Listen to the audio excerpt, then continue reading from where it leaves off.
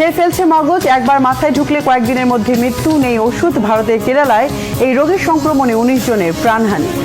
নাক দিয়ে ঢুকে খেয়ে ফেলছে মানুষের মগজ। আক্রান্ত হওয়ার কয়েক ঘন্টার মধ্যেই নিশ্চিত মৃত্যু। নেই কোনো চিকিৎসা, নেই ওষুধ। সম্প্রতি ভারতের কেরালায় এমনই এক মগজ খেকো অ্যামিবার সংক্রমণে মৃত্যু হয়েছে 19 জনের। চিকিৎসকরা বলছেন এই রোগে আক্রান্ত হলে মৃত্যুর ঝুঁকি 97 বেশি।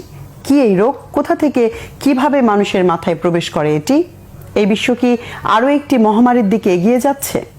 কোনো চিকিৎসা না থাকায় কিভাবে এর থেকে রক্ষা পাবে মানুষ? ডেস্ক রিপোর্টে জানাচ্ছেন ইমরান মাহমুদ। এক নতুন আতঙ্ক ছড়িয়েছে ভারতে। এক বিশেষ ধরনের অ্যামিবা মানুষের মস্তিষ্কে প্রবেশ করে খেয়ে ফেলছে মগজ। ভারতের কেরালায় এই ব্রেইন ইটিং অ্যামিবা সংক্রমণের ঘটনায় জনমনে তীব্র ভীতি দেখা দিয়েছে। টাইমস অফ ইন্ডিয়ার একটি প্রতিবেদনে বলা হয়েছে অন্তত 19 জনের মৃত্যু ঘটেছে এই বিরল ও ভয়াবহ রোগে। বিবিসিতে প্রকাশিত খবরে আরও জানানো হয় আক্রান্তদের অধিকাংশই শিশু ও তরুণ প্রজন্মের। আর সবচেয়ে ভয়াবহ বিষয় হচ্ছে এই রোগে আক্রান্ত হলে রয়েছে নিশ্চিত মৃত্যুর আশঙ্কা। এমনটাই জানিয়েছেন চিকিৎসকরা।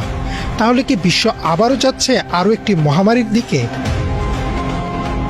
রোগটির বৈজ্ঞানিক নাম প্রাইমারি অ্যামিবিক মেনিনগোএনসেফালাইটিস বা PAM। এটি মূলত এক বিশেষ ধরনের অণুজীব অ্যামিবার মাধ্যমে ছড়ায়। সাধারণত উষ্ণ ও দূষিত পানিতে এদের বসবাস। এনডিটিভির এক প্রতিবেদনে বলা হয়েছে এই অণুজীব শরীরে প্রবেশ করে নাকের মাধ্যমে এবং সরাসরি চলে যায় মস্তিষ্কে। একবার মস্তিষ্কে প্রবেশ করলে সেটি ধীরে ধীরে মস্তিষ্ক নষ্ট করতে থাকে। চিকিৎসকরা বলছেন এ কারণেই একে ব্রেইন ইটিং অ্যামিবা বলা হয়। ক্লিভল্যান্ড ক্লিনিকের তথ্য অনুযায়ী এই রোগের প্রাথমিক লক্ষণ সাধারণ সর্দি জ্বর বা মেনিনজাইটিসের মতো। মাথা ব্যথা, জ্বর, বমি, চোখে ঝাপসা দেখা, ঘাড় শক্ত হয়ে যাওয়া, খিঁচুনি এবং পরবর্তী ধাপে হ্যালোসিনেশন ও কোমায় চলে যাওয়ার মতো উপসর্গ দেখা দেয়। একবার সংক্রমণ শুরু হলে মাত্র কয়েক দিনের মধ্যেই রোগীকে মৃত্যুর দিকে ঠেলে দেয় এই অণুজীব। এই রোগে আক্রান্ত হলে মৃত্যুহার প্রায় 97%-এরও বেশি। এখন পর্যন্ত নির্দিষ্ট কোনো ওষুধ বা চিকিৎসা আবিষ্কার হয়নি যা নিশ্চিতভাবে রোগীকে বাঁচাতে পারে। কিছু ক্ষেত্রে অ্যান্টিফাঙ্গাল ওষুধ এবং নতুন ধরনের পরীক্ষামূলক চিকিৎসা প্রয়োগ করা হলেও ফলাফল আশানুরূপ নয়।